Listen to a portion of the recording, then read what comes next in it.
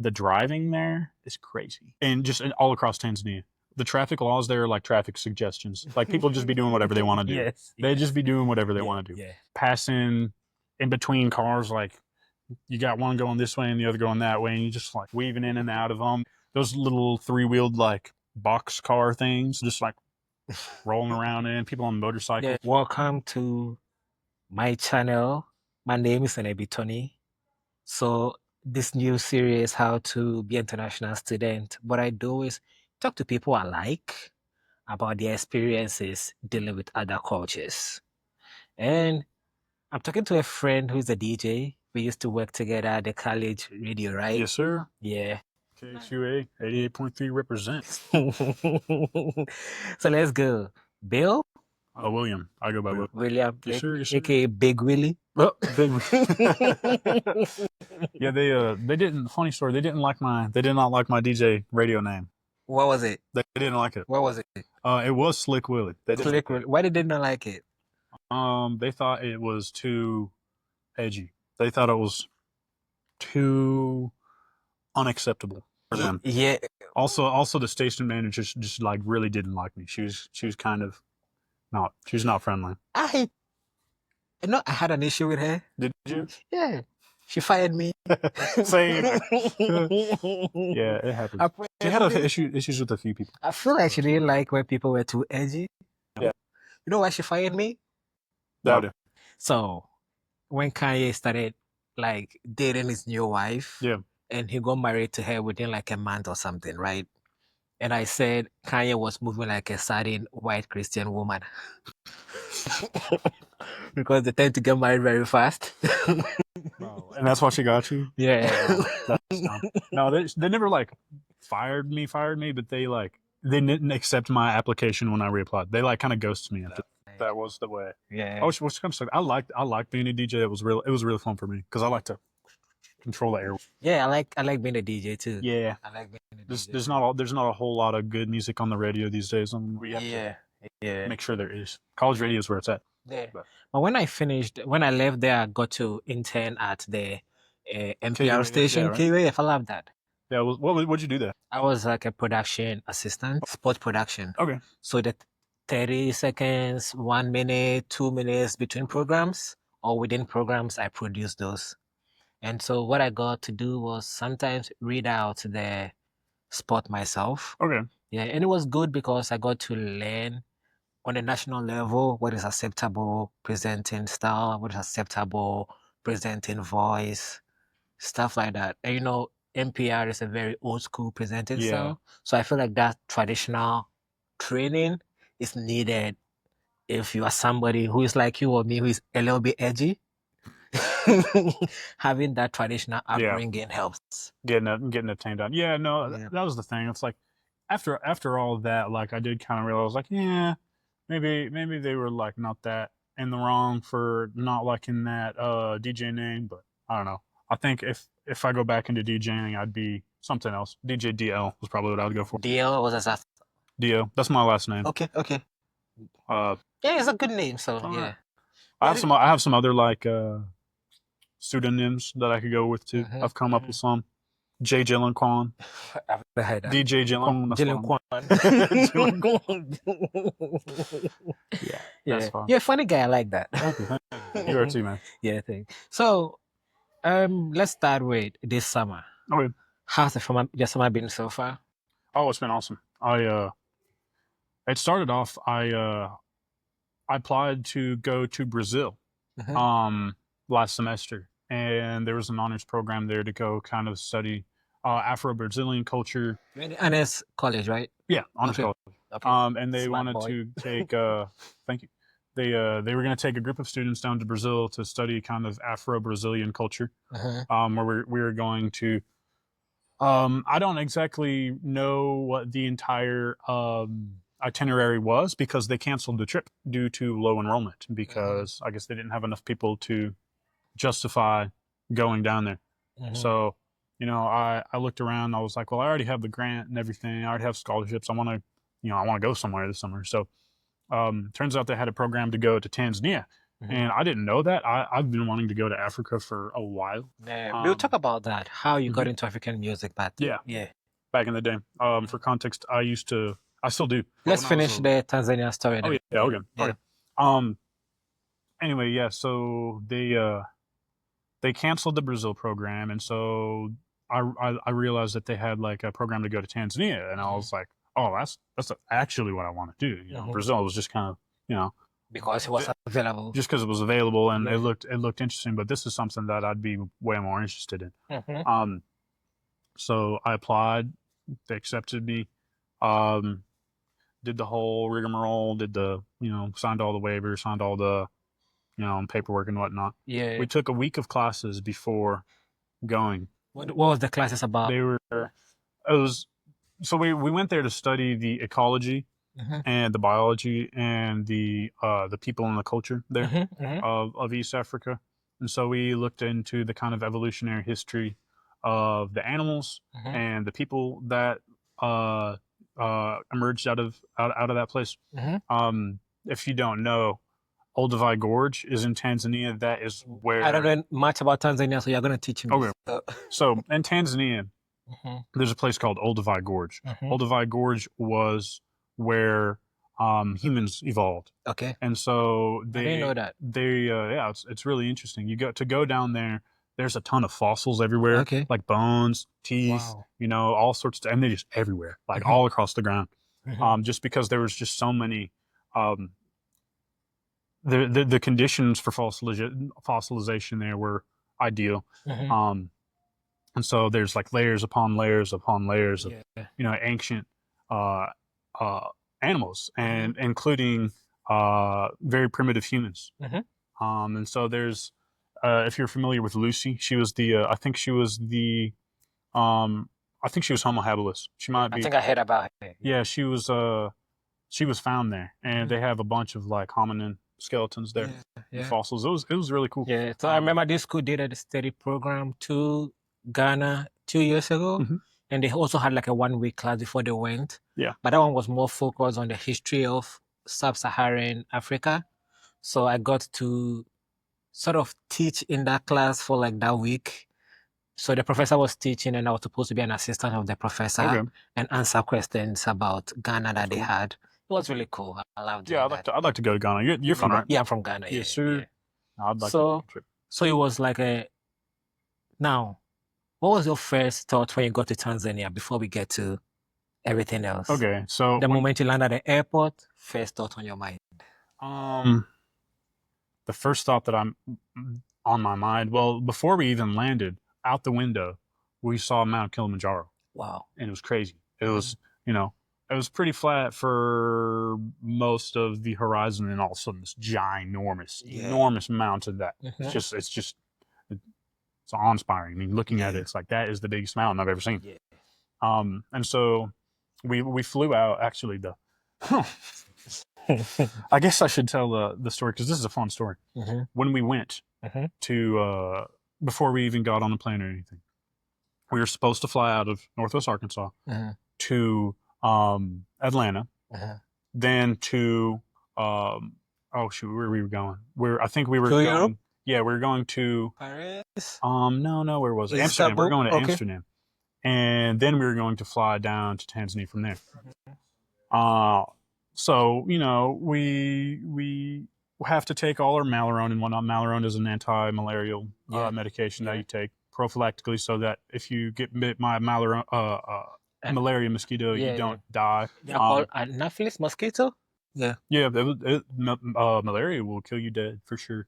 Now it doesn't kill people anymore. But the issue is, if you get bitten by a mosquito while you're in Africa, it's easy to get medication for it. But if it doesn't show, and then you come to the US with malaria, it'll be difficult to get treatment for it because it's not readily available. So it's not deadly anymore, but it's dangerous. Yeah. But anyway, Malarone, if you don't know, gives you some whacked out dreams. And so the day before we leave, like, that's when you have to start taking it. You take it a couple of days before you leave, and a whole week after you get back. So I start on the Malarone. I go to bed. I wake up from this god awful freak fever dream. Freakish. It was whacked out. I woke up and I was like thoroughly traumatized and glad that I still had all my flesh on my body. What was that dream? It was weird. Like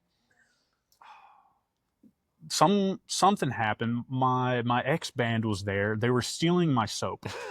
They were stealing my. So it was a crazy. It was crazy. This is not gonna make any sense. They were stealing my soap. I was real upset about it. Mm-hmm. I was like telling them, "Get out of here! Mm-hmm. Don't you take my soap." Mm-hmm. I think that's because they low key like kind of stole some of the riffs I wrote. Yeah. Low key, but that's another story. Anyway. Yeah. So my ex band steals my soap. Some way or another, I get to my dad's house. There's a cop there. Oh. And the cops are trying to cut down all the trees. And then we're like, we like the trees. We're not trying to get the cops to cut the trees down. Yeah. And so we're like, no, you leave. And so like, then all of a sudden my dad dies, like right there in front of me. And like he's bleeding out of his forehead. I had to like give him mouth to mouth resuscitation. Whack. That's crazy. Not acceptable. It was the worst. So you know why I knew that we were going to talk about crazy dreams? Because there's something called sickle cell AS. Yeah. And if you have sickle cell AS, it is a form of like evolution that your body has. It's resistant a lot to malaria, of Africans, right? Africans have developed that. Sickle cell anemia. Yeah. So makes your red blood cells like I don't get malaria. And when I was a kid, they didn't know that. So they used to give me malaria medication, and I have the craziest dreams. Whacked out, dude. They were not. So the moment is like, it's relatable. This is another one. There was like a little baby with a massive head, and I was like a court jester. Like, I had like that weird hat. The whole thing is you watch too many horror movies and you're playing out. No, it was bad. Like that. Yeah. That was anyway, so when you Kilimanjaro? Yeah, I wake up from the Malaro dream. I look on my phone. They canceled the flight to Atlanta. Our first flight shot. What was happening? Was it rains? Was it a thunderstorm? I think so. It was a little bit rainy that morning. Yeah, because this summer there's been a little bit of a thunderstorm in Arkansas. Yeah. I think what happened was there might have been some mechanical issue in the plane. The plane never arrived at our airport. Oh. It was not there. Oh, wow. And so like 3 hours before, or 4 hours before we were supposed to get on the plane and go, they say, oh, there's no plane. Flight is canceled. And we're all like, what do we do? What are we going to do?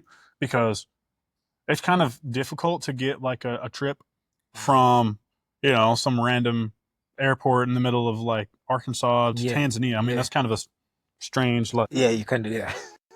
It's not like we're. So how did you get to Atlanta?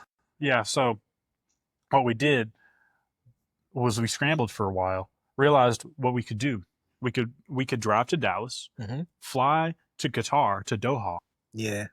Were you on Qatar Airways? That's what we're using? Okay. The nice planes. Yeah, nice I came here on the Qatar Airways. Better than America. It's way better than It's really good. Yeah. The Qatar and American Airlines both have like iPads on the back of the chairs. Qatar had all great movies, great records, great songs, great music. Yeah. Anytime I'm thinking about flying back to Africa, then people will be like, just go with Delta. Nah, I'm not gonna sit in Delta from Atlanta to Delta kind of screwed us over. They canceled flight. Yeah. I'm flying with Qatar. Qatar is really good. Yeah. But yeah. Hello. Anyway, yeah. So you went through Doha? Yes. I felt broke. I had never felt more poor in my life than I was at the Doha airport. Yeah, the airport is really big. Huge money. Yeah. Huge money. Yeah. Qatar is just. Did you see that huge teddy bear? The big yellow one? Yeah. That was crazy. Yeah. No, we'll show a picture or something on the screen for that. Yeah. I have a bunch of photos. I could probably send you. Sure, we can do that. We can show it up on Yeah. But yeah, I had never felt more penniless in my life. I felt like a peasant at the Doha airport. Yeah. It was huge. But it's crazy. Massive. Yeah. Everything there is super expensive. Yeah. And it was just like. Yeah. I remember the first time I was there, I tried to go buy coffee. And I look at the price, I'm like, nah. No thanks. We paid like $50 for like a drink. Yeah, it was like I forget what it was. It was like a lemony something. Yeah. I like the view of Qatar from the From the Yeah. plane, the desert, Yes. it looks really good. And it's got these massive buildings. Yeah. Crazy looking architecture. Yeah, it's crazy. It's ridiculous. But anyway. Yeah. So you go to Tanzania and then. Yes, we get to Qatar. The trip down to Dallas was the fun part. Because so we all decided we wanted to get a taxi. And so, or not a taxi, but we wanted to get a rental car. And so our professors drove to the airport and they called them up and were like, hey, can we get some rental cars? And they're like, hey, sure. And so they're like, okay. They drove down to the airport, get the rental cars. They pull up to the airport. People, they were like, oh, sorry, we don't have any rental cars. So we're like, well, that's not going to work. So they tried to call a bus, like a university bus. So what? When I came here, the University of Arkansas sent rental cars to pick me up from the airport. Yeah, I guess they didn't have any that day. That's crazy. They were like, oh, sorry, they're all out of commission. They're all being used. Yeah. Not for you. Not for you guys. Yeah, I think you had to book it ahead of time. Yeah. It was like the same day, so it was probably a little confusion there. But we tried to get a bus, like a university bus to like shuttle us down there. And they're like, no, sorry, can't do that. Whoa. So we all drive in our own vehicles down to Dallas. And on this road trip, 5-hour drive, not too bad. Yeah. Most ridiculous drive I've ever been on. Like the first 10 minutes, we get stuck in a hailstorm, and the hail is like coming down. It's like that big around. Whoa!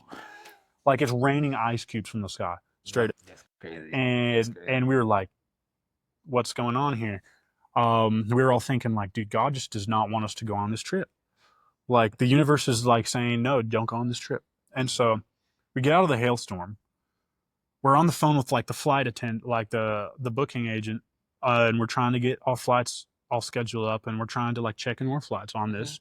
Somehow we take a wrong turn, end up running over a turtle, getting stopped by a cop in Oklahoma. My professor's daughter gets engaged while we're driving down the road, and we get to see it on FaceTime. We almost there's a random tire in the highway that we're like trying to swerve around. It was pretty. There's some other stuff too. It was just the most ridiculous drive. Yeah. So, but you still persisted and still went to Dallas. Yes. That's good. So we get to Dallas, hang out in the airport. We're like, thank God we can actually get on a plane, because I guess we used up. It was good because we used up all our bad luck on the day before we left. You know what I mean? Yeah. On the trip to Dallas. Yeah. Anyway, I hadn't even got to Tanzania. So we get to Dallas, hop on the plane to Doha. I watch like Star Wars and Aliens and like Lord of the Rings on the airplane. Wow. Amazing. Listen to like the Flaming Lips. You ever listen to Flaming Lips? I'll check them out. They're cool. They just had good stuff on the pads. Good movies and good music. Yeah. Mm-hmm. Yeah. American Airlines, that sucks. Because they had to license it. Say what? I don't think American Airlines will want to license the best films and music. Yeah, they don't have to license. They don't license it. Yeah, because it takes money. Mm-hmm. And Qatar just have the money. Oil money, small population. So lots of money. Yeah, they have a lot of excess money to do everything. It was crazy. Yeah. Best plane I ever been on. Qatar. They had good food. So how the trip from Doha to Tanzania? Where did you land in Tanzania? Arusha. Well, Kilimanjaro, the airport there. Okay. We get on the plane to go to Tanzania. We fly out to Kilimanjaro. And the Tanzanian airport there, it was like a total 180 to like the Doha. Yeah, total 180. Totally makes sense. I mean, it was no bigger. Like the actual airport building itself was like no bigger than like kind of this space we're in. Yeah, right, like so smaller than this. A lot of like airports in Africa, even international airports, are very small. Yep, it was not very big. It was hot too. They did not have AC going. Yeah. Anyway, understandable. I've been to some African countries like that, so that's crazy. Yeah. But we landed down there. We checked in. We got all our bags inspected. We got all our visas approved and whatnot. We get on a bus. The first real thought that I had was there's just so many people everywhere, like walking around. Yeah. And it was kind of strange coming back to the States because it almost felt empty because there was no like, massive population of people just walk. Yeah, I think that is a Tons of thing people. with big cities, Yeah, especially big true. cities which are walkable. Yeah, so most of the big cities in Africa are walkable, so you are likely to see people. Or even Maybe- just on the roads. and Yeah, all. even New York is walkable, Yeah. so probably you likely to see people walking Yes. around in New York. Yeah.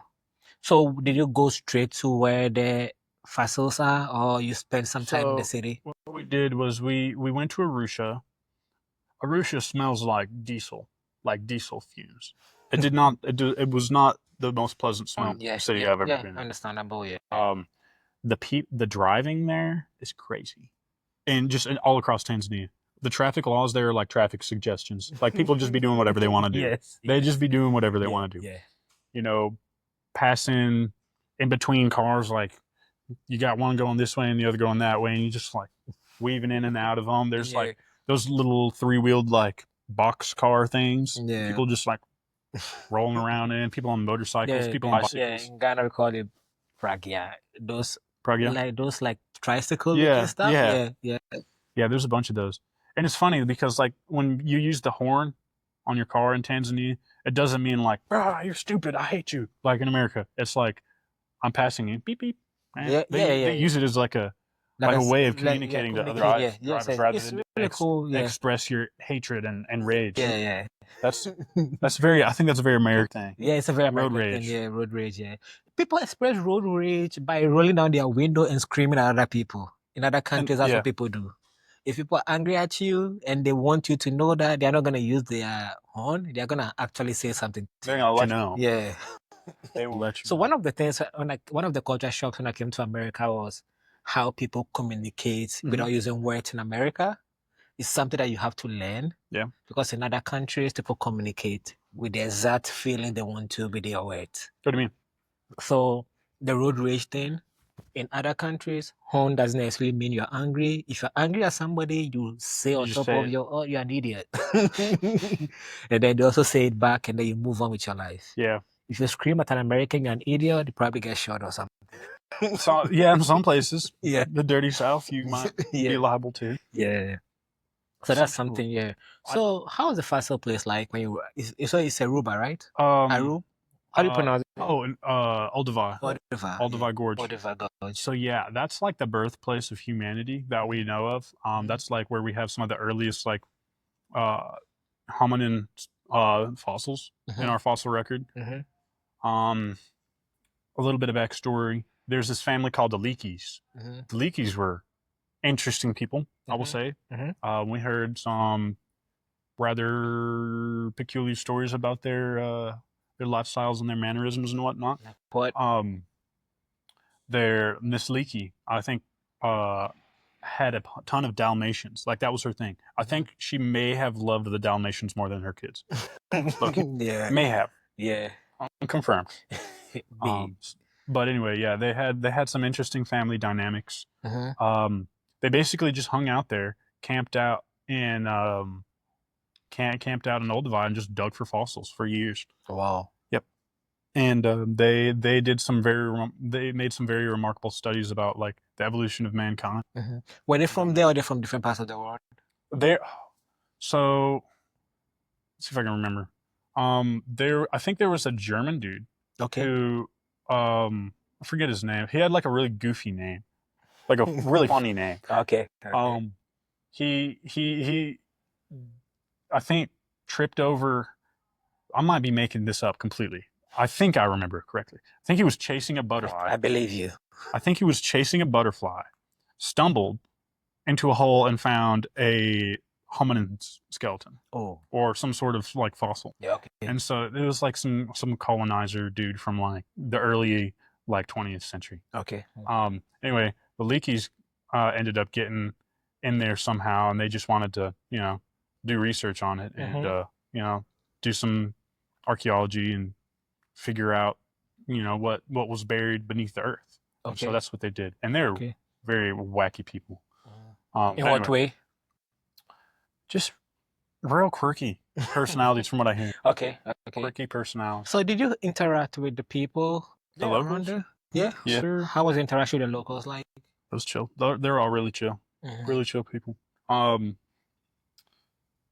You know, when we'd visit shops. Oh, your computer turned off. Okay. When we'd visit shops and whatnot, we'd like, you know, kind of talk to some of the locals there. Like, there's this one bartender in Kigoma. Okay. Kigoma is on the west coast of Tanzania, but I mean coast. Tanzania to the east is ocean. Okay. It's Yeah, the yeah, Indian yeah, Ocean. yeah. To the west, there is Lake Tanganyika, Mhm. which on the other side of Lake Tanganyika is the Democratic Republic of the Congo. Yeah, yeah. And so Kigoma is right on that lake. All right. Right. All right. Yeah. Um. You have to get on a boat to go there. Yeah. Okay. Ferry rides and whatnot. We Yeah. drove. You can drive. We drove from Kigoma, or from Kigoma. My hometown in Ghana is like that. There are parts of my hometown where you have to get on the ferry to get to. Okay. Yeah. I think we drove from Ngorongoro Crater to Kigoma. Okay. Or we might have had a pit stop in between.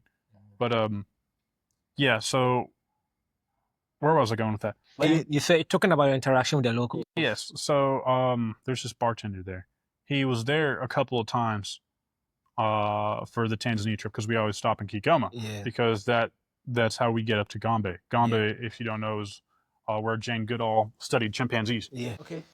And so Gombe is this, like, the whole geology of Tanzania really informs the ecology and the biology there. Okay. So if you don't know, Tanzania is in this part of the world where the continental plates kind of converge and diverge. Yeah. There's a bunch of volcanoes, huge rifts, because the continental plates are literally splitting apart. Yeah. Lake Tanganyika is one of them. It's one of the deepest lakes in the world. And it's super long. It's basically a giant, elongated, like, bathtub where the earth like cracks in half. Yeah. And so it's really cool. Gombe is right on the edge. Yeah. And so the terrain there is very vertically challenging. Wow. But yeah, so Kigoma, it was kind of a chill spot. I'd hang in Kigoma for. Did you listen to some of the music when you were there? Sure. Yes, sir. What was yes, the sir. dominant type of music? I'm not Jikosha. You know that song? Is it by Diamond Platinum? I forget what his name. Harmonized. How nice. No. So East Africa. Do they speak Swahili in Ghana? No. Okay. But my brother speaks Swahili. Okay. Because my brother lived in Kenya for some time. Okay. Actually, I think he was in Tanzania for some weeks. And he learned how to speak Swahili in Tanzania before moving to Kenya. Okay. Yeah. That's cool. And they don't speak Swahili. So here's how Africa is. West Africans see themselves as similar. So there is a language called Hausa, which is commonly spoken among West Africans. Yeah. And if you go to East Africa, that's where most of them speak Swahili. Okay. So Swahili music is big in East Africa. Afrobeat is big in West Africa. That makes sense. But Afrobeat is also huge in all parts of Africa too, but it's really big in West Africa. Okay. So a bit different between the two places, right? Right. Yeah. But the reason I'm bringing that up is I remember you told me that when you were growing up, there was a point you started liking Zambian music. Yeah. Zambia is in East Africa, right? Zambia, I think so. Yeah. I'm supposed to know this. Yeah. I think it's in like Southeast Africa. Yeah. So how did you get into like that type of music? Well, I just like music in general. I'm a musician, and I like what I like. Most of what I like is just from honest to God musicians who just enjoy making music. And there's a big difference between music and commerce. Pop music is commerce. Yeah. K-pop is commerce. Katy Perry, she's commerce. Yeah. Drake, yeah. Some people start out as musicians and end up as commerce. Yeah, sure. Yeah. There's an element of like selling your soul. Yeah. You know, that's, I guess, what that means is you sell out and try to appeal to the lowest common denominator. What do you think about it? There are some people who they may genuinely not have intended to do that. Say, I feel like Lena Del Rey didn't intend to become pop. Okay. Yeah. And somehow people liked what she does and then she became pop. Yeah, I mean, that happens a lot too. I mean, like,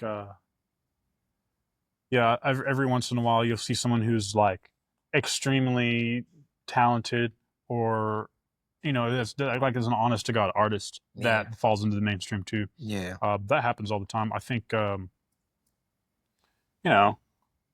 it's difficult to tell. Like Nirvana, I mean, he kind of planned out to be like a pop star, but I mean that sound was just so different. Yeah, he decided to use that sound to be pop. Yeah. Sometimes, was it Drake who said it?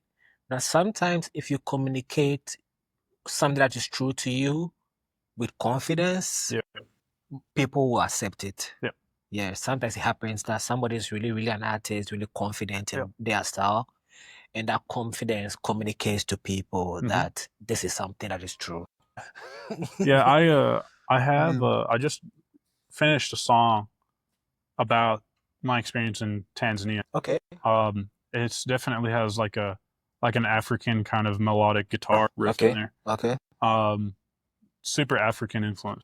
I would like to hear it. Reggae and country music too. It's kind of a hybrid. Country music is really huge in Africa. Really? So, I didn't know. When I came here, there were some country songs that I knew that people in America didn't know. Really? Yeah. Dolly Parton, right? Dolly Parton, yeah. Dolly Parton, some of her songs are bigger in Ghana than they are here in the US. That's funny. That's very yeah. Because I'll be talking to somebody and I'll mention that Dolly Parton song, they'll be like, I don't think I've ever heard it. Because in Ghana, when they are playing the music, they'll play like the whole album, especially in the 90s. So on the radio? Sometimes on the radio. Cool. So like there are some radio stations that would play country music on Sundays or something. So country music is, if you listen to the radio on Sundays, you hear country music a lot. So that became part of like the ecosystem that people, especially women, listen to country music and men listen to reggae music.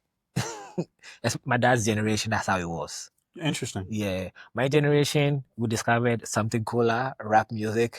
Yeah, that's funny. Yeah, and then we moved up. That's funny how that cultural cross-pollination. Yeah. So the thing I noticed is, so I actually have a video on my channel about some of the history of guitar. Yep. And the style of playing guitar, I think you know it. Is it the style of playing guitar with your fingers? Is it poly something movement? What? Playing finger picking? Finger picking, yeah. The finger picking style of playing guitar, a lot of it is influenced by African music players, right? Yeah. So country music has its origin from the finger picking. So banjos and whatnot. Banjos and everything. Yeah. So because of that, a lot of like country music sound and riff sounds familiar to the African ear. That is why it was easy for country music to translate. Cool. Reggae music is also the same. The finger picking is also huge in reggae music. So those type of music tend to connect more with Africans than, say, European. What's the type of music you listen to Europe? In Europe, whatever that sound is. No idea. That's British drill rap, maybe? Maybe. I don't know. That type of music doesn't connect with Africans the way country music would, because there's nothing in it that has what is indigenous to Africans. Like bluegrass and country music has a lot of Irish influence. Yeah, that one too. That's like the Pogues. I love the Pogues. Yeah, bluegrass is also, some of bluegrass was huge in Africa at some point. Yeah, that's interesting. I never would have thought that. Yeah, I mean, I guess it makes sense. Yeah. I guess it's no different than like someone here like really liking some African like desert kind of blues. When I started doing research into the music history, you realize that when people are listening to music, yes, you have what you are thinking in your head, but what about music connects with people is usually the emotions behind it, and also the sound that people are not necessarily paying attention to. So people may not necessarily know the history of finger picking, but the way it connects with your emotions. Yeah.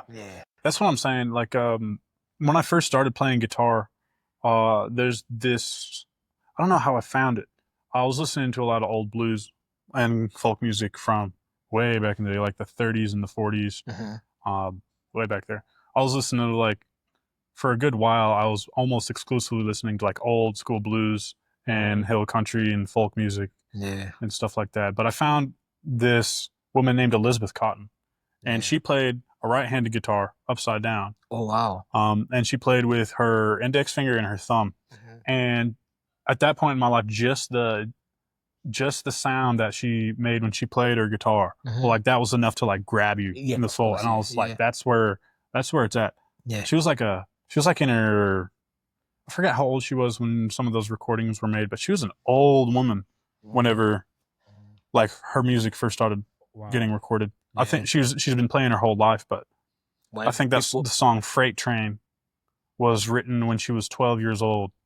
And, you know, in the song, she's talking about like when she's like old and dead and whatnot. And then like, then she's like, I don't know how old she was when some of those recordings were, at least in her 60s, maybe 70s or 80s. Who knows? Google knows. Anyway, I'll definitely find it. We can look it up. But when you're done, she just the way she plays is just like so really. that's the type of things I noticed, that when like you close your eyes and listen to music, you see the connecting thread between the entire world, really. Yeah, real. That's real. Yeah. And that's why, me personally, that's why I like music. The fact that I can listen to music from anywhere in the world and hear something that reminds me of where I'm from. Yeah. So like when I started getting to rap music, I really, really like rap music, right? But when I started listening to rap music, I didn't really connect to it emotionally until like I started listening to backpack rappers. Backpack rapper. Yeah, like Kanye. Okay. Kanye used to be a backpack rapper. What's that mean? What's a backpack rapper? The type of rap where it is like conscious music. It was like the opposite of gangster back in the day. Okay. Like Common, you know Talib Kweli? Talib Kweli, Common, you know Common? Common is a rapper from Chicago. Okay. And you know Mos Def? Honestly, I don't know a whole lot of rap music these days. So the type, like old like 90s stuff. This is 90s, early 2000s. Okay. So there was a mainstream which was gangster, but under the mainstream there was what they used to call backpack, or some people also call it underground rap. Okay. Yeah. So they're also part of the underground scene, but instead of rapping about like, even though they were street guys, they were not rapping about street life. They were rapping about like everyday American stuff. So those were the guys who were like just using words to create a world, right? Okay. And I remember when I heard those type of rappers, I'm like, yeah, I can see where they are going with it. Because I'm a poet, I'm always paying attention to what people are doing with words. And when you listen to gangster rap, the beat tend to dominate and not what the rappers are saying. Even though some of them may be communicating really, really dope stuff. With Backpack, the drums were a little bit minimal, so the lyricism was more. And that's how I discovered like rap music, and it became part of like my sound. Okay. Yeah. That's cool.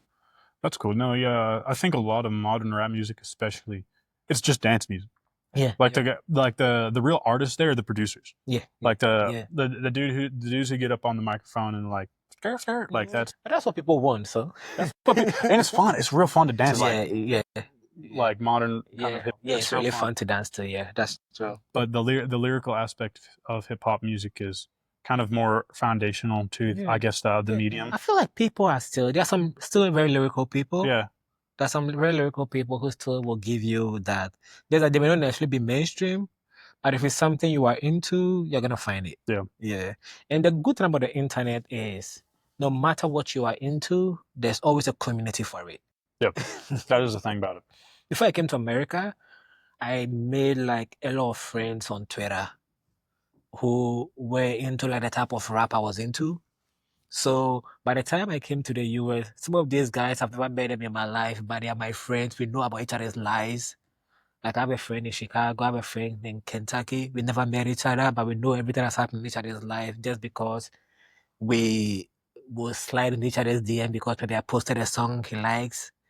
So I realized that art creates a community that, because of the internet, you can be into no matter where you are. That's one of the things I like about the internet. There are some things that, there's so many different little niches for you. Yeah, that's what I love about it. My dad and I used to make like weird techno music. and post it on. There's like a Facebook group that we'd post it on.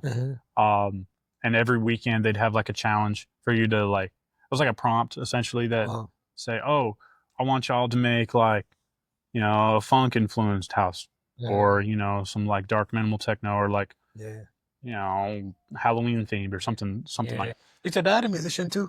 Yeah, he's more of like a visual artist, but he definitely has a ton of musical instruments. So how do you get into music? I've always been into it. That's just something I've been in. So it's not like you had your dad doing it and you're like, now I want to be like this? Not really. My parents got me a violin when I was a kid, and I got enrolled in violin lessons. And I was pretty good at that. I used to always sing. I had a harmonica. I had like a xylophone when I was a little kid. Wow. And I would just hear something like The Little Einsteins, that TV show. You know what that is? No. Like, going on a ship in our favorite ship. I don't think swimming through the stars, little Einsteins. I don't think it came to Ghana. Wow. There's some American TV shows that came to Ghana. I don't think that was one of them. That one was good. That's a good one. Yeah. That's a good one to rate. Maybe they only sent us the bad ones. Say what? They just sent the best. They only sent us the ones that Kids TV these days is whack. They don't even have TV shows anymore. It's all just YouTube. It's like crazy. You're watching like challenge videos like, oh, I'm gonna pay this guy $500,000 to go through this like, you know, obstacle course where he die. But some TV shows that were Mr. Beast. Watch Mr. Beast. Which TV shows from America were huge in Ghana?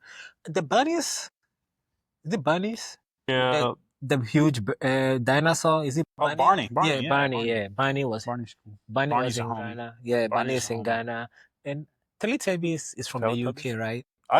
Yeah, those guys were weird. Teletubbies was also huge. Sesame Street. Y'all have Sesame Street? Yeah, I think that one too. Yeah, I think that one too. Yeah. Mr. Rogers.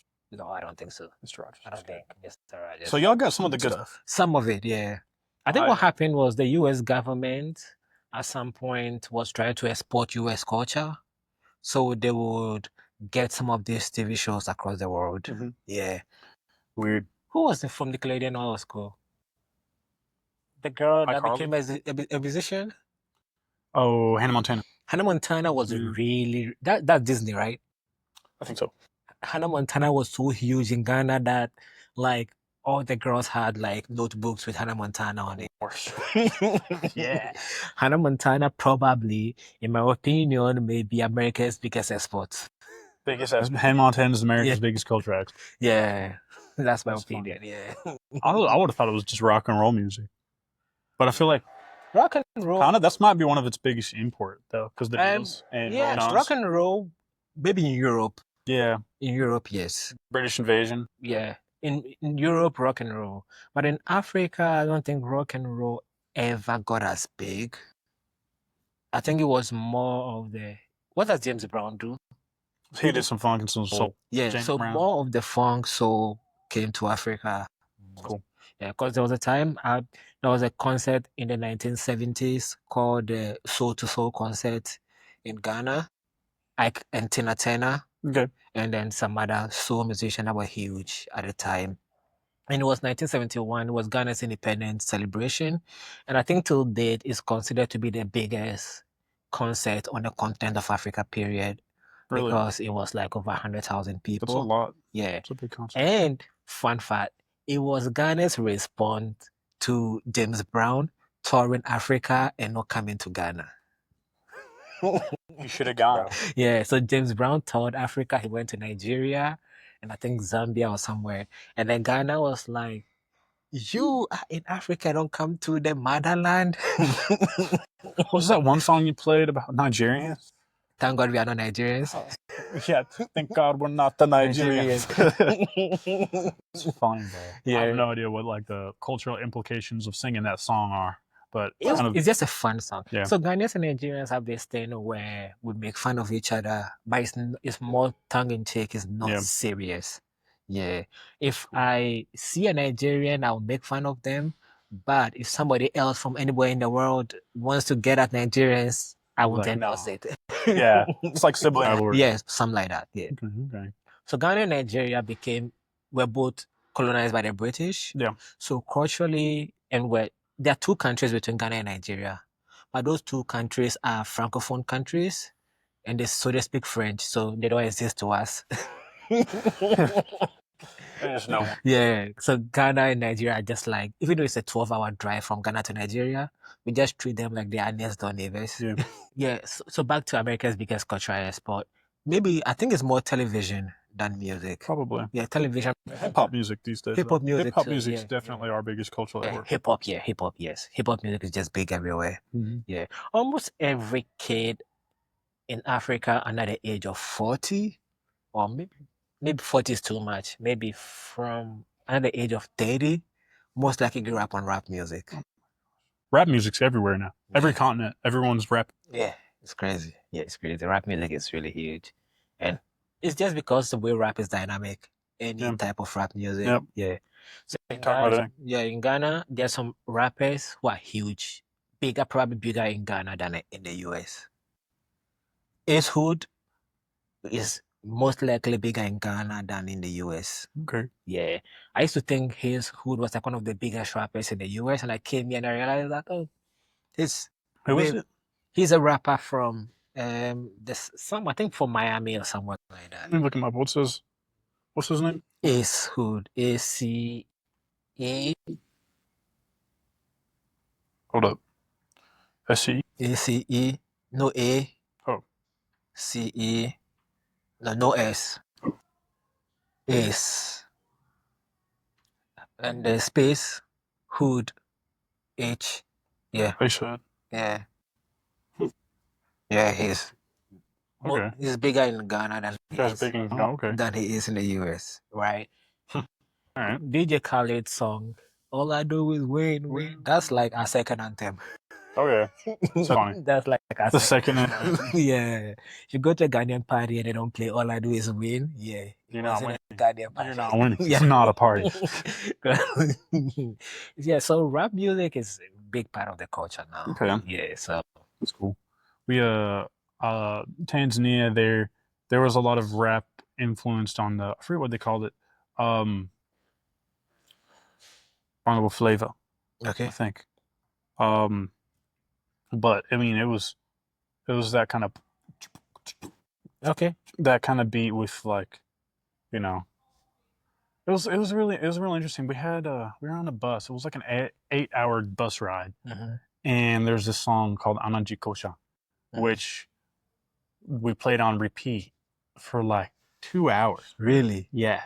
I'd like to hear that song. It's fun. It's just because it's so singable. We had no idea what it was about. I think I looked it up, and it was about, like, you know, kind of almost being a poser, like pretending you're kind of a saint when you're not. Yeah. Like going hard, partying on Saturday night, and then going to church on Sunday and acting like you're Jesus' child. Yeah. And then back Monday morning, you're just like getting crazy again. Yeah. It was kind of calling out, like, hypocrisy. Yeah, yeah. But anyway, it's a fun song. We played that song probably like 20 times. Over and over. Must have been that good to play it all that way. It was good. Yeah. It's a good one. Apart from that song, was there other songs in Tanzania that you liked? There's this other song. I have no idea what it's called. It had a crow in it. I don't know. So you always had an idea of, like, liking some African music and African culture before you went there? Did it, like, increase? Did your trip increase how you felt about Africa, or decreased? Like, and in terms of, like, my interest in it? Your interest totally up and up. I want to go back. A few times. What were some of the culture shocks you had? Some things that you expected and didn't see? Some things that you saw and didn't. Okay. Just the quantity. The biggest thing for me, the biggest real difference was just, like, the driving. I mean, it was just the roads. Everything was just completely alien to all of, like, the rules of the road that I'm accustomed to. Yeah. Not just because you're driving on the left side instead of the right side, but, like, I mean, just there's so many different vehicles, and they're all going so many different speeds. You have everything from buses to safari vehicles to, like, little motorcycles to bicycles to those, like, little tricycle cars. Yeah. And they're all just, like, moving around. Yeah. And that was the biggest thing. The food was amazing. It was Which food did you like the most? I mean, we had a lot of different stuff. The main thing that we ate, probably more than so than anything, was just like some beef stew over some rice. Yeah, yeah. That was yeah, great. Yeah, That was good stuff. yeah, Good. yeah. That's There's great bread. Mhm. I'm not sure what you call that bread. It's kind of like a flatbread. I don't know what they call it. But I mean, the food was amazing. The spices, superior. Mhm. Superior food. Were you able to handle the spices? Hmm? Were you able to handle the spices? Oh yeah. I'm not scared by hot stuff. Nothing we ate was really that hot. But Or maybe they were mindful of the fact that a bunch of white people pulling up. It was they was like we can't like totally melt their faces off. Yeah. But no, there's real good food. Of course, everyone got a little bit ill just because like it's different. Yeah, it's just different. Nothing like terrible. I don't think anyone had that bad of a time, but it was a little sloppy. Yeah. Some of those. Yeah. I feel you. But it was great. So why did you do that trip, Bo? Because I know you're into data science. Yeah. So how did you end up doing an ecological trip? Well, because I wanted to. I was sick of staring at computers. I still am. I'm 1 year away from having my degree finished, and so you don't think you're gonna work in data science? I will, but I just have to be doing something that I'm really interested and passionate about, like music or art or something scientific that I'm interested in. I might go into academia. But I'm also interested in biology too. So I mean, this stuff's always been interesting, and just African culture and whatnot in general. That's what that's the main reasons I wanted to go, was to while I'm here getting my degree and like in front of a computer, studying algorithms and mathematical systems and equations that are used to approximate definitely at some point you're gonna find a way to I want to blend all of them. At some point, now that you like this and like that as well, at some point that's how creativity works. You're a creative person, so at some point your mind is going to find a way to make all of them come together to work for you. So no, I'm looking forward to it. I'll with data science, I'll probably end up studying either going and getting like a graduate degree, or I will go into just get a job and fund my music addiction. Maybe open up a record label or a music studio. Do something there. Maybe just be a promoter. I've been focused now. One thing I've been trying to do is now I want to do more television.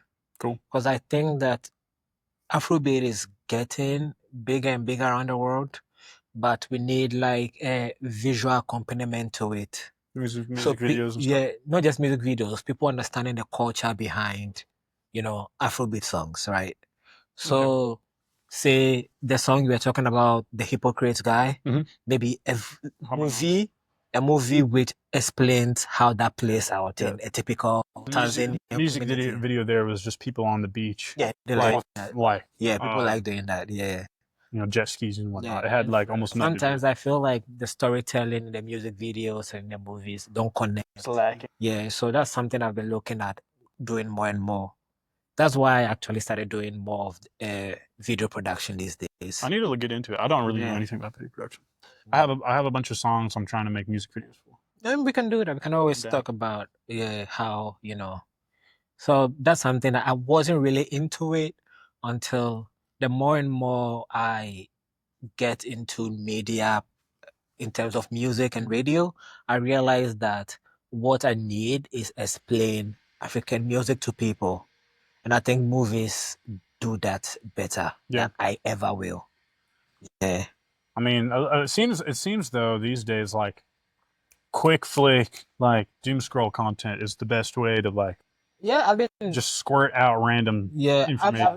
I don't like. I'm not good at that yet. I'm not either. I honestly despise. Yeah, but I'm thinking that if it's something people are into, I'll probably will figure a way to figure out how to weave it into brain rot. Yeah, brain rot is the medium of choice these days. Yeah, so I'll figure it out at some point. Yeah, now I think I'm becoming more patient. When I was younger, I was impatient. When I want something, it has to be now. How old are you? Now I'm in my 30s, so You 30? yeah. No, I'm still impatient. Low key. Yeah. I mean, it's how you are supposed to be in your 20s. Yeah. I think that's normal. Yeah, you're supposed to Also, want the whole world for yourself. for Now I'm you. lucky because for me, I was able to like achieve something in my 20s. Yeah. Like when I was in Ghana, I used to work in entertainment. So Entertainment. from when I was like maybe 19 till I moved here, I got to work with some of the biggest artists. So that type of getting that type of hate is no longer something that I desired because like I've experienced it. So I feel like that has given me some comfort to be able to like, life come at you when it does. Yeah. I'm not going to be like lazing around, of course, Yeah. but Don't have to rush. I don't have to rush everything. Yeah. Okay, that makes sense. Yeah. Yeah. Russian is a good way to get something kind of screwed up and twisted. Sometimes, yeah. Like, I feel like the best things in life like just kind of happen on their own. Yeah. You know what I mean? Yes, yeah. Yeah. So just wait around and keep your eyes open and make friends. Yeah. Like this interview kind of just happened because I ran into you and I'm like, hey, I haven't seen you in a while. Yeah. Let's talk. Yeah. I guess back to Tanzania. We haven't talked a whole lot about that. So the culture shock there just was a bunch of people on the road all the time. People carrying stuff on their heads. That was pretty cool. In Tanzania, they don't. I was talking with the bartender, fun guy. He was pretty cool.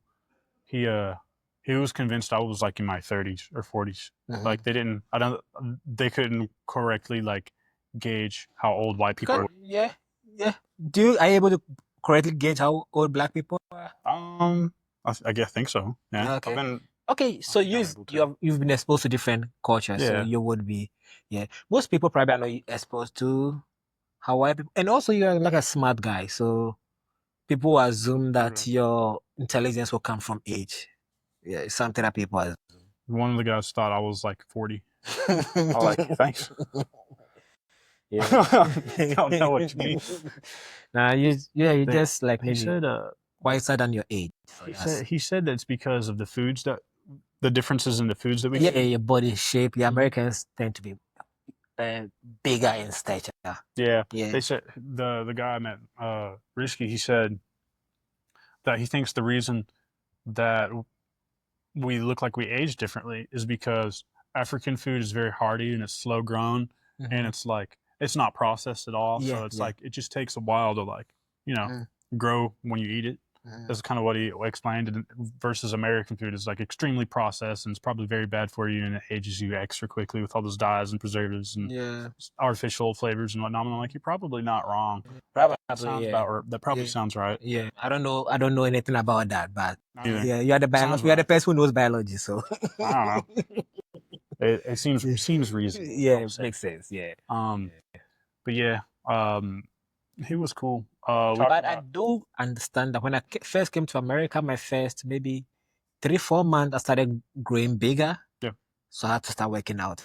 Right. Yeah. The food here will make you fat. Yeah. It can. The biggest difference that he said, and this is just one person's point of view though, there was not like really any like racism in Tanzania. I'm guessing just because like there's not that much racial diversity there. There's no much that. Yeah, that makes sense. Yeah. And so there's not a whole lot. There's like not a giant melting pot of people, of all different corners of the globe that are like trying to get used to living with someone whose lifestyle is like completely different than your own. But he basically said that you're either like African or you're not African. You're either black or you're not black. Yeah. And I was like, well, are there any like bad words to describe people who are like not African? Who's like, no, you're just not African. Yeah. There's not like tiers to describe. There's not. In America, we have this weird thing where every decade or so we'll have to like come up with a new word to describe something that's like makes us slightly uncomfortable. Yeah. We have to re-euphemize our vocabulary every decade. So things like that don't. I wonder how long it's going to be before like you can't say like disabled person or disability before that. Like, oh, you can't say that. You got to say like. So like I remember one time when the African the students were going to Ghana for the study abroad program, I remember telling them that there are some things that they are going to hear that will make them uncomfortable, but they are not meant to be. Americans going to Ghana. Yeah. I remember telling them it's not meant to be offensive. So, for example, there was this lady who had like dreadlocks. Ghanaians are going to call you Rasta because you have locks, and they are not going to care what your name is. Anytime they see you, they say Rasta, how you do? Because you have locks, so you're a Rasta to them, right? All right. And if you're light skin, they're going to call you red. You're red. You're red. Yeah, they're going to call you red. Yes. Yeah. Yeah. I would be red if I didn't have my sunscreen. Yeah, or they'll call you white, something like that. And it's not meant to be offensive. It's just a word to them. Yeah. So Americans bad about that. Getting offended. Everyone in this country gets so offended. Yeah, because the country is built on people having to deal with offenses. Yeah. In other African countries, they are not built around that. South Africa has that issue too. Yeah. South Africans get offended too because of how their country was built. Yep. I think the history dictates how people just racial segregation and everything. The apartheid. Yeah. So racial segregation in South Africa is also crazy because they don't just discriminate based on black and white. They also created a whole different race called colored, which is mixed people. So racism in South Africa is crazier than other places too. Yeah. So most people in Africa do not think about the world in terms of race. So sometimes even with my content, I may say something which has a racial element to it.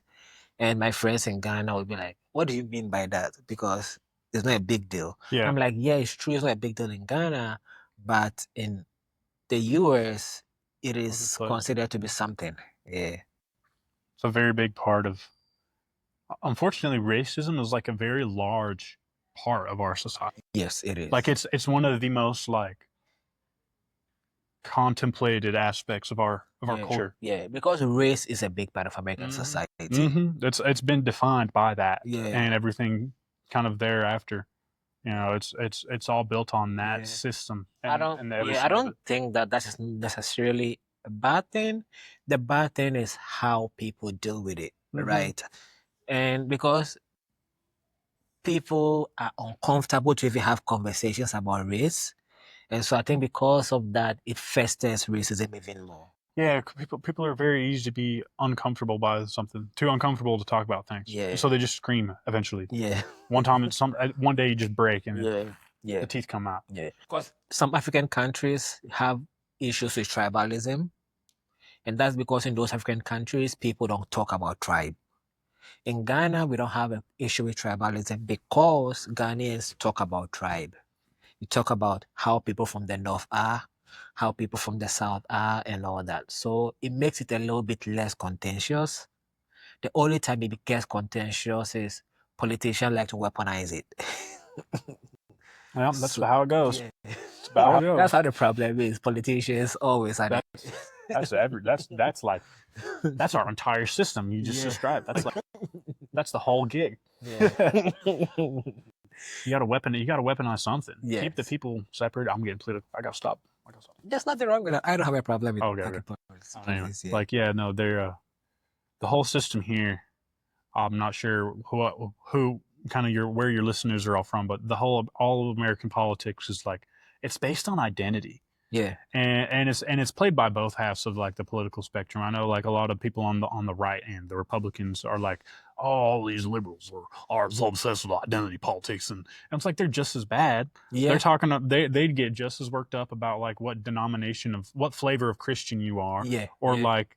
You know, where you're from, they get just upset about it, just from the opposite. Or, for example, you don't even love guns enough. Yeah.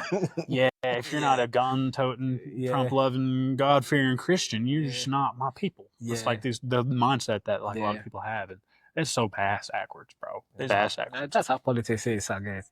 That's how they get their bread. That's how they get their bread. Yeah. They get people who don't know what life is like for other people.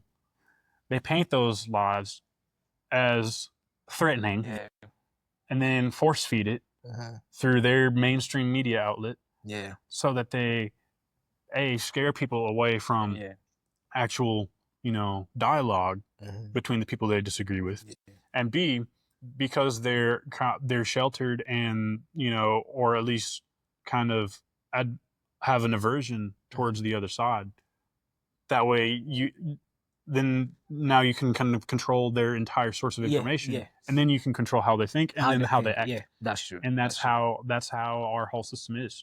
It's at this point there's no reliable source of truth or knowledge at this point. Everything is so algorithmically tuned to your own predispositions and biases. Yes. Everyone is so sucked into their phones that what your algorithm is showing you, its depiction of reality, its truth, is unique to you. Yes. And so, you know, everyone has their own kind of granular perspective on life and culture. And so now no one can get along because no one can agree what's actually real. Yes, because nobody knows what is real. Yes. It's so they only know what is real to them. Yeah. And it's so hard, and it's hard because of the method of delivery.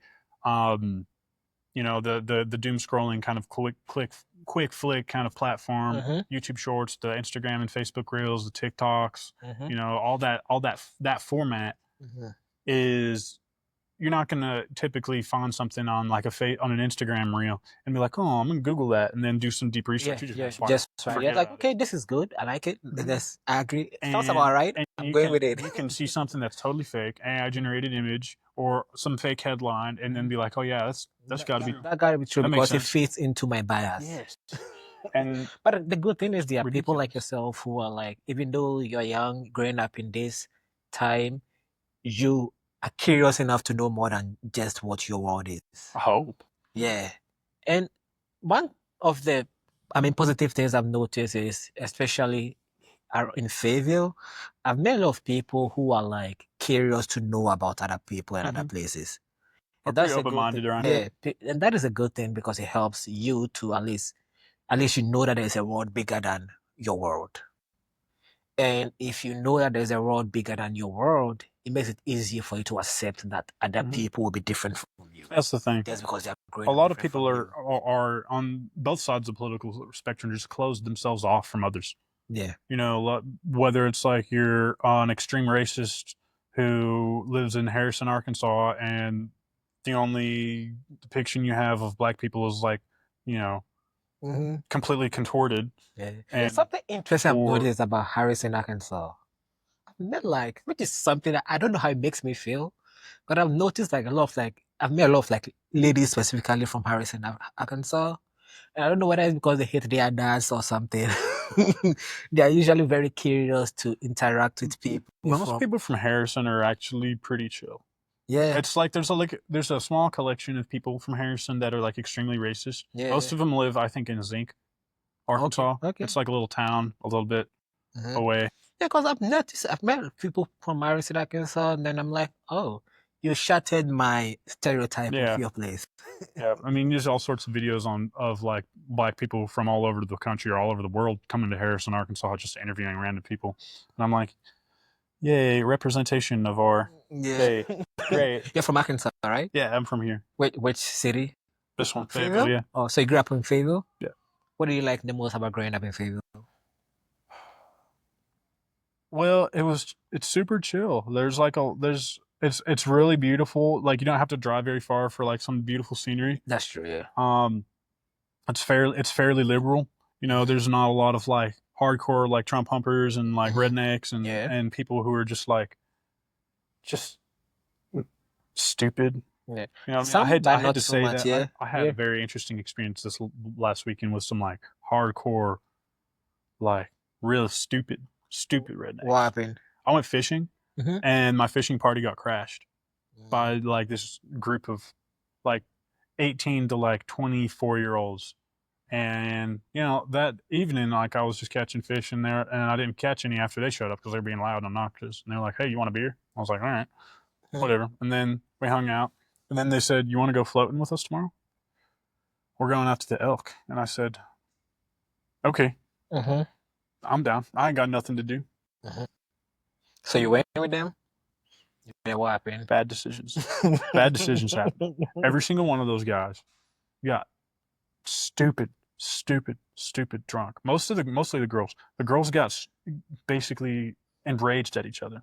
They had like this weird polyamorous thing going on. Really? Yeah, like apparently all the guys were kind of making out with and like sleeping with all the women and vice versa. And so all hell broke loose on this river. It's like 90 something degrees. The sun is beating down on us. Everyone's drunk. And they all of a sudden decide that arrangement's not working out for them. And so they just start screaming at each other for like hours. Kept trying to like shore the raft and get on the beach and like just hash it out. And like, so we're out there from like 11 o'clock in the morning. Happy polyamorous couple. Me neither. They're always like trying to convince themselves that it's like that it'll work, and everyone's like very uncomfortable and upset about why. Yeah. It's like it's almost like it's not, you know, a viable system. Yeah. I met some polygamous Muslims in Tanzania. Yeah. But that's Guys with different. I multiple feel like that's a different from different polyamorous. culture. Yeah. Because polygamous couples don't try to pretend that they all get along. It's acceptable in polygamous cultures that the wives hate each other. So yeah. It is acceptable. Can't So reject they that. don't necessarily live in the same house. So the husband visits the wives from Very here. strange. Yeah. We explained some like kind of American or Western ideas on like gender and identity and like, you know, being able to like transgender. How did that go down? They were like, what? What are you all talking about? And we were like, yeah, no, you can take cross-sex hormones and, you know, live as a woman for a few years and then get like a sex change surgery operation and like be accepted by people as a woman. And they were like, they were very concerned and confused, and they're like, y'all are crazy. What are y'all on? I also think they are crazy because they are polygamous. Hey man, culture is culture. Yeah, culture People is culture, People do. But I feel like all over the world. polygamous and polyamorous cultures are different. Yeah, probably. Polygamous cultures don't pretend they are not happy. Yeah. Yeah. Mormons are weird. You ever met a Mormon? You ever met like real Mormons? Yeah, over here. Yeah. My family. Okay, so my mom's family has some aunties who are Mormons. Okay. But I noticed that the Mormons in Ghana are different from Mormons. They have Mormons in Ghana? Yes. What's that like? My mom's family. I was about to say, like, aunties are African Mormons. Mormons is like that. I've never thought that. Yeah. That was a But I feel like they are more chill than American Mormons. weird, bro. American Mormons is weird. Because in Africa, no matter what your religious belief is, you are an African first. Yeah, okay. So there are going to be aspects of African culture that will mitigate your religion. Right. So I think the American Mormons are really, really hardcore, more hardcore Mormons than African Mormons. What's weird, you know what's weirder than Mormons? Is the people who aren't Mormons who hang out with Mormons. How is that? Weird people. How is that? They're just into some whack stuff. Every person who I've known who's like not a Mormon, who's got like a bunch of Mormon friends, or who's like they're not trying to convert or anything. They're just into some weird stuff. I don't know. It's a case by case basis with a lot of it, but yeah, everything is like very interesting. Case by case basis. Yeah. So you were telling me about the polyamorous couple. Oh yeah, on the rednecks. Yeah. The girls like just start unloading at each other and like screaming, like being extra hateful, and like these girls are like short fused.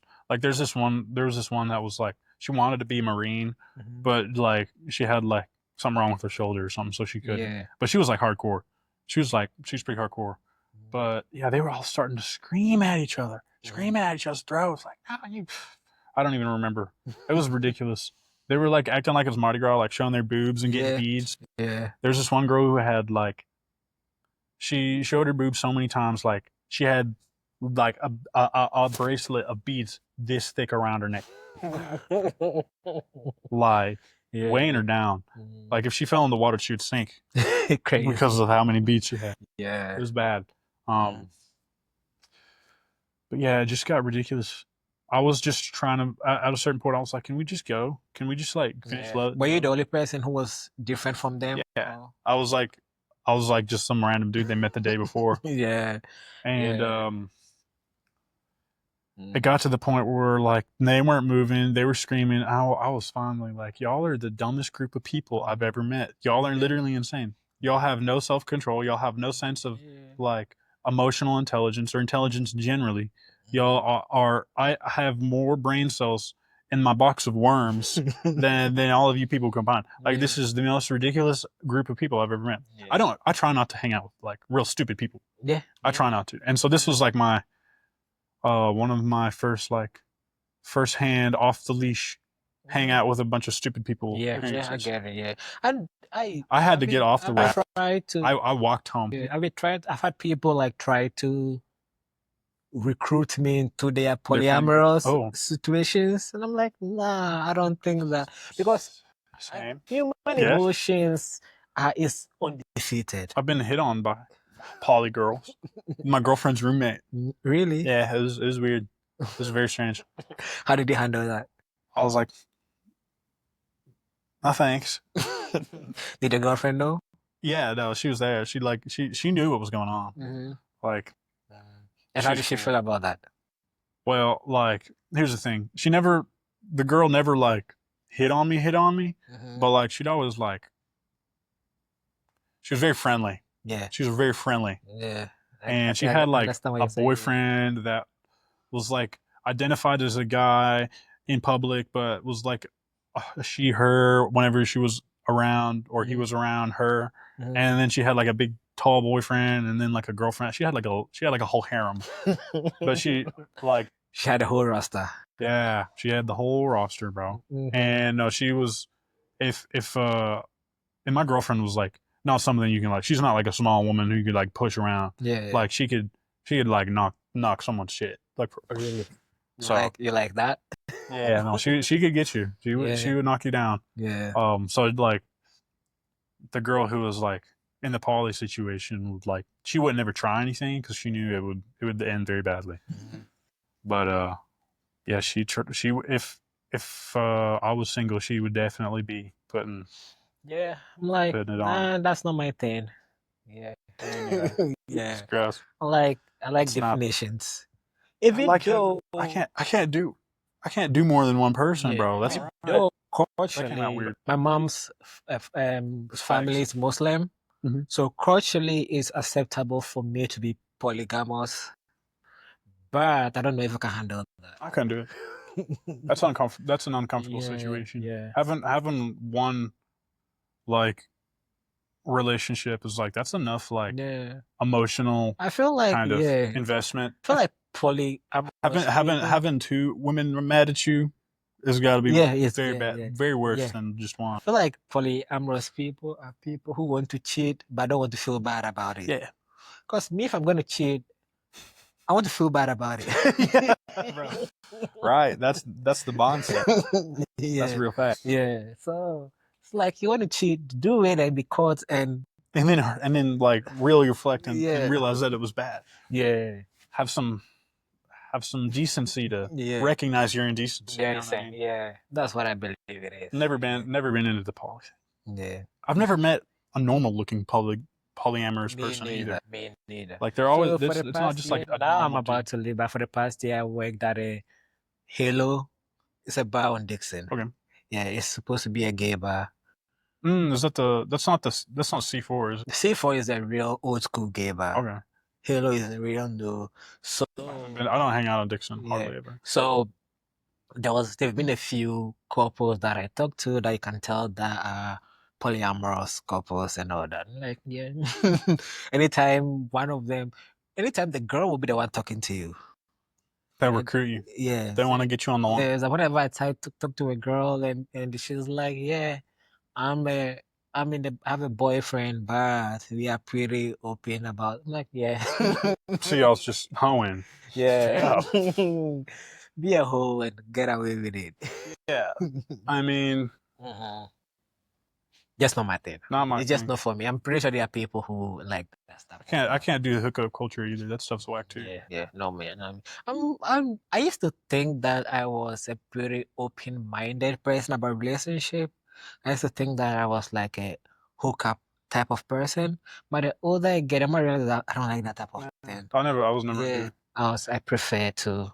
I like Maybe one person. I'm with you for a while. We'll see how it goes. Yeah, if If it works, cool. If it doesn't, yeah. move on. We move on. Yeah, I'm not saying I've never been into a hookup sure. situation. I'm not saying zero, but it's not really my Yeah, no, cup of tea. it's not mine. Yeah, It's not mine for sure. it's really fun talking to you. Yeah, we didn't even really talk much about like Tanzania. Yeah, you have more things you want to say about Tanzania? Oh, it was great. It was amazing. The nature was beautiful. We went on a bunch of safaris. Like we went through the Serengeti. The food there was there. We're staying in these tents, and they're like giant canvas houses essentially. But I mean, you could hear everything from like your roommates from across the crack. I don't know what you could say. They're just like a row of like little tent houses, so you could hear the person in the house next to you. Yeah. How's the weather like? The weather? It was rainy. Okay, A lot of it. You went in June, right? Yeah. Yeah. It was just towards the end of the rainy season. Yeah, June, July is like the rainy season. Yeah. We it was good. It was in the middle of the wildebeest migration. Oh, what's that? The wildebeest, they're these really big, dumb-looking cow things. Okay. And you've seen the wildebeest before. They're so silly. They're silly and stupid. My professor says they're the dumbest animals in the animal kingdom. They'll be like tens of thousands of them, and they sound about like that. They'll just hang out in a giant herd. Sometimes they'll spontaneously start jogging in a circle, or for no apparent reason. It was great. Bunch of zebra. Okay. We saw some lions. Yeah. Oh, so you guys were on a safari? Yeah, for real. Yeah. We saw a cheetah that was like way up close. There was a safari vehicle in front of us, and the cheetah got on top of the safari vehicle. Right there, right in front of us. That's good. It was nuts. We saw some rhinos, bunch of hippos, leopard. That was cool. We saw the big five. Giant. We got way up close to an elephant. There's a moment where this elephant came up and was like, tearing down some trees and some vines and whatnot right in front of us. That was surreal, dude. Yeah. Crazy. Huge animal. I got some great pictures of it. I'll show them. You can put it on screen. Definitely want to see that. That was some there's monkeys, baboons, chimpanzees. I got touched by a baby chimpanzee. Really? Yeah. How did that happen? We were in Gombe. And I was talking earlier, Gombe, the terrain there is like that. It's steep, huge. You were working and when you were hiking around in that jungle. And keep in mind, Gombe is like right across a lake from the Congo. So we're in the jungle, essentially. Like, honest to God, jungle. And we were chasing these chimpanzees. They had the trackers and they had the guides with us. And they're like talking on the radio, saying, "Oh, the chimpanzees, they went this way. Oh, they went north here, a little bit to the west." And so these chimpanzees, they're fine. They swing around, in the trees, get places quickly. We're ground monkeys. We're trying to freaking hike around on this ridiculous terrain. We are hiking there for like 2 or 3 hours. Wow. I drank like 2 or so liters of water just on this hike. Yeah. We're bushwhacking. One of my dreams to climb Kilimanjaro or something. Oh, I'd love to. That would be insane. Insane for sure. But anyway, after like this 3-hour bushwhack of a hike, we finally find some. There's 3.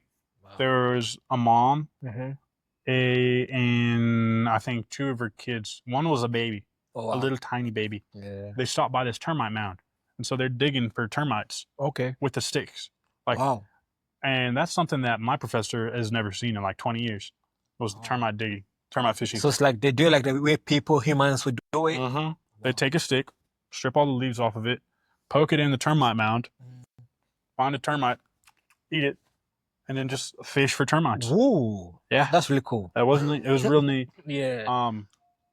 There's some other things that they would do that was really smart. Like if they had like a gut parasite, like a worm or something, what they'd do is they'd find a certain leaf and they'd roll it up and then they'd eat it. Whoa. And then when it went through their digestive system, the fact that it was rolled up would catch the parasites and they'd pass out. So basically self-medication. Yes. Crazy stuff. And that's learned behavior. That's something they teach to their own kids. To your own kids? Yes. Wow. Same with termite fishing and everything. It's pretty remarkable. But we all had to wear like masks like it was COVID, to, not spread disease, and also because if you show your teeth at a chimpanzee, they're gonna like, what'd you call me? And they're gonna try. They're gonna try and rip your face off. Yeah. So we had face coverings on. Mm-hmm.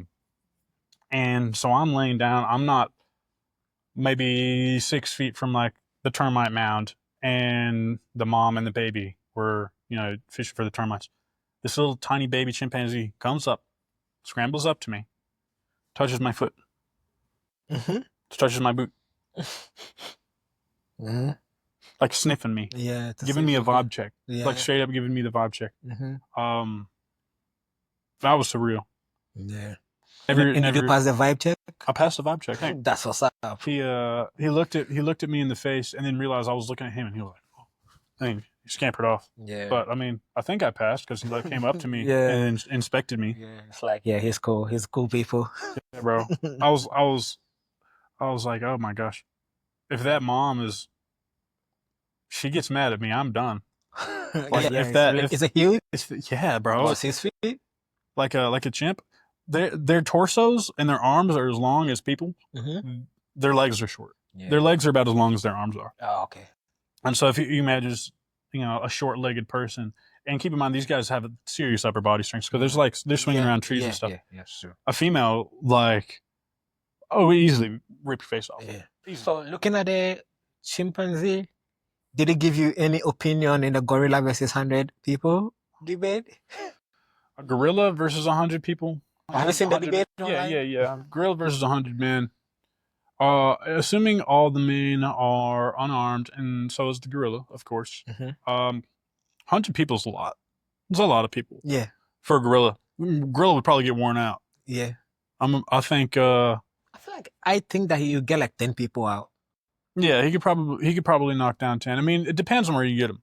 If you get like 10, like really small, weak men from wherever. Yeah. The gorilla. Yeah. But if you get like some big, like, star athlete, like D1, like quarterbacks or something like that, gorilla's not really gonna. That's what I was thinking too. Like, it depends on the finesse skills of the people. Yeah. If they're what about now? I'd say that. I was thinking that what would be more difficult would be elephant versus 100 men. Oh, yeah, that's an honest question. Yeah. Probably the elephant if the men are unarmed. Most likely, yeah. Definitely, because it's an elephant. Yeah. Have you never like seen an elephant like real up close? I've seen an elephant before. It's really huge. Really bad business if you're messing with that thing. Yeah, there used to be an elephant in the zoo where I grew up, and then it died, and the bones filled like a whole 3 layers of what do you call it? Of shells. Just one elephant. Yeah. Yeah. Those things are huge, man, and they weigh so much they can just stomp on you, bonk you with their tusks, bro. You're cooked. You're done. Elephant 100 men don't stand a chance. That's like one man versus like 100 like gerbil. Yeah. You know what I mean? Yeah. 100 chihuahuas. Yeah. That's crazy. Not standing up. Yeah. 100 chickens maybe. What's something that you took away from Tanzania that you think is gonna stay with you for the rest of your life?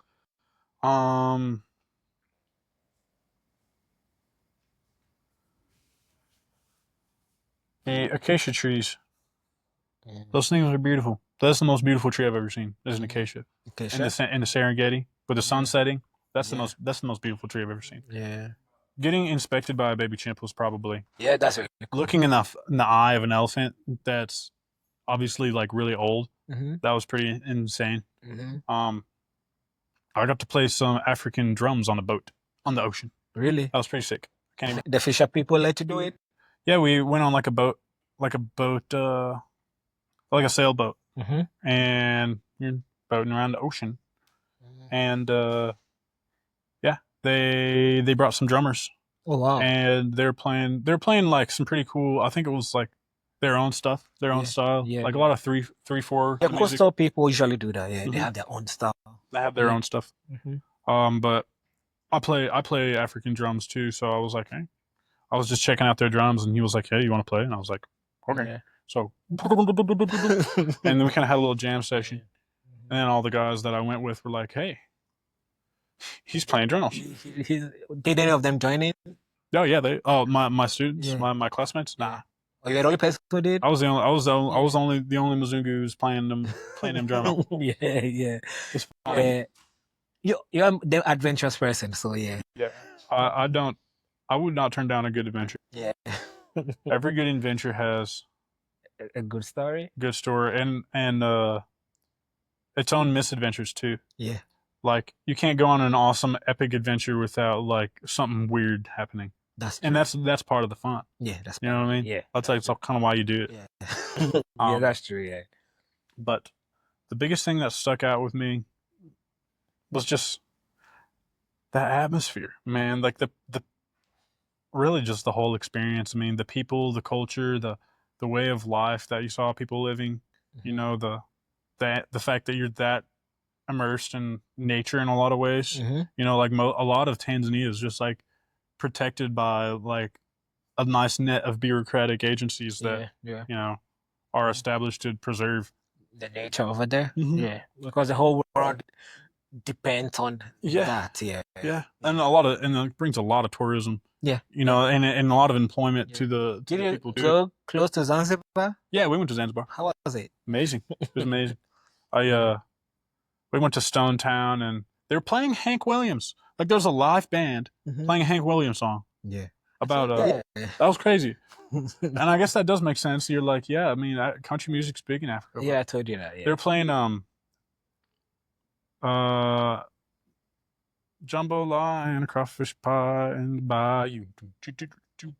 That song. I was like, y'all playing Cajun country music. Yeah, they do. And Zanzibar on the Indian Ocean. Yeah.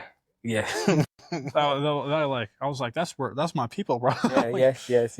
Y'all are playing my stuff. I love Hank Williams. Yeah. I was like, Yeah. that's fun. Country music is really huge. I didn't know that. Yeah. I have to pass that on. Anytime, like, when you talk to like younger Americans, they be like, I like all music except country music.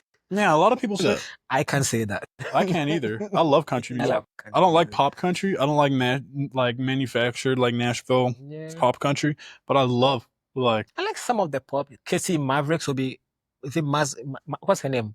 No. Is it Casey Graves? Maybe. I don't know. I don't really pay that much attention to it. I like some. That guy is also pop, right? I like the one who did the song that was really huge last year. I don't know. If it's let's see, like the bad song. Oh, Zach Bryan? No, he had that song. He had that record. About there's a lot of drinks. I don't really know. Morgan Wallen. Yeah, he's also cool too. I he's pop, but he's cool. I'm big into like, you know, Hank Williams and Willie Nelson and Sturgill Simpson. When I was at KUAF, there was this guy over there. He works in the accounting department, and he has a whole bluegrass album, like 3 of them. That's cool. I really love this album. I used to listen to it all the time. Yeah. But yeah, that was the big thing. Zanzibar was real pretty. We went scuba diving. We saw like some of the coral reefs. There's like this people from all across the world. There's like this Chilean girl who spent time in now Zambia. What's another African country? It was right next to Zambia. So I think it also starts with the Z. Zimbabwe. Mm-hmm. I think she was in Zimbabwe. Mm-hmm. Anyway, she was like volunteering. Oh wow! Like as a nutritionist to like, you know, help starving children from starving. That's really cool. She was real cool. That's really cool. She was a real person. She was a real good person. So you have a girlfriend. So I didn't think you did anything interesting over there. Oh, I didn't have a girlfriend at that time. Oh, okay. So you had an interesting time.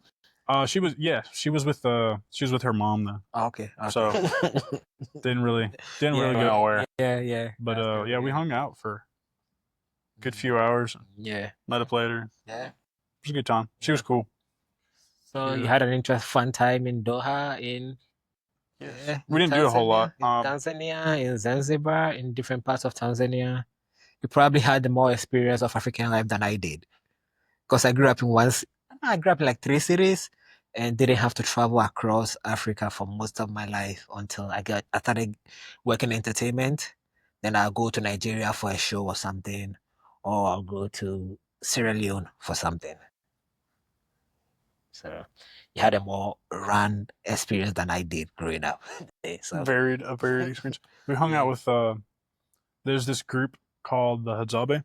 Are you familiar with them? no. They're like one of the last, I think they might be the last group of like hunter gatherer Okay. tribes that are in Tanzania. Okay. The real Hadzabe are like way in the boonies. Okay.